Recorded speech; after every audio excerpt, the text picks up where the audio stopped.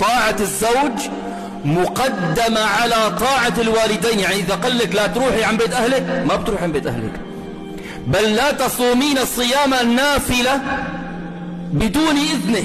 إذا كنت صائم وقال لك افطري تفطري، هذا الصيام النافل مو صيام الفرض. طبعا طاعته مقدمة على طاعة الوالدين. قال رسول الله صلى الله عليه وسلم: إذا صلت المرأة خمسها وصامت شهرها وحفظت فرجها وأطاعت زوجها قيل لها ادخلي من أي أبواب الجنة شئت. من أي أبواب الجنة الثمانية شاءت. من باب الجهاد ادخلي، من باب الصيام الريان ادخلي، من باب الصلاة أنت مخيرة اختاري. الزوج، طاعة الزوج هذا من الشروط العظيمة.